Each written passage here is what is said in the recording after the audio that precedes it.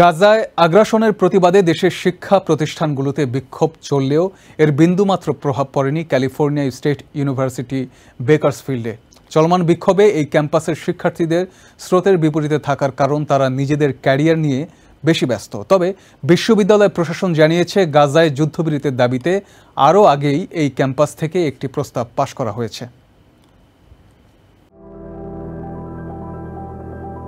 প্যালেস্টাইনে ইসরায়েলের আগ্রাসনের প্রতিবাদে এবং গাজায় যুদ্ধবিরতির দাবিতে দেশজুড়ে শিক্ষা প্রতিষ্ঠানগুলোতে চলছে প্রতিবাদ ও বিক্ষোভ কর্মসূচি। নিউ ইয়র্ক থেকে শুরু করে দেশের বিভিন্ন স্টেটের মূলধারা শিক্ষা প্রতিষ্ঠানে সময়ের সঙ্গে বাড়ছে বিক্ষোভের তীব্রতা। তবে ক্যালিফোর্নিয়ার CSU বেকার্সফিল্ড ক্যাম্পাসের চিত্র সম্পূর্ণ ভিন্ন। এখানে শিক্ষার্থীদের মধ্যে চলমান বিক্ষোভ নিয়ে কোনো ধরনের প্রতিক্রিয়া দেখা যায় না। ব্যতিক্রম এই শিক্ষা প্রতিষ্ঠানের খণ্ডকালীন শিক্ষিকা ক্যারোলিন লেইন।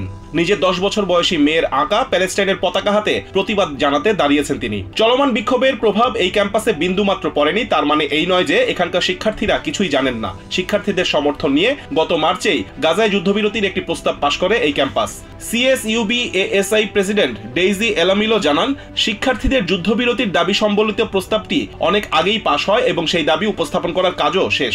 স্থানীয়রা বলছেন, এই শিক্ষা প্রতিষ্ঠানে পড়তে আসা শিক্ষার্থীরা স্বভাবসুলভভাবেই পড়াশোনার বাইরে কোনো ধরনের কর্মসূচিতে নিজেদের জড়াতে পছন্দ করেন না। CSUB-র political science professor Mark Martinez এবং ইন্টারিম প্রেসিডেন্টের অ্যাডভাইজার ভার্নর হার্পার জানালেন, এই ক্যাম্পাসের শিক্ষার্থীদের নিশ্চুপ থাকার পেছনে বেশ কয়েকটি কারণ কাজ করছে। একটি টেক্সট মেসেজে মার্ক মার্টিনেজ জানান, এখানকার শিক্ষার্থীদের বেশিরভাগই অন্য যে কোনো কিছুর চাইতে নিজেদের ডিগ্রি নেওয়া এবং ক্যারিয়ার গড়ার বিষয়টিকেই বেশি প্রাধান্য দিয়ে থাকে। এছাড়া বেকার্সফিল্ড একটি রক্ষণশীল শহর, এই কারণেই CSUB-র অনেক শিক্ষার্থী মনে করেন অন্য কোনো কিছুতে নিজেদের ব্যস্ত রাখার মতো সময় তাদের নেই।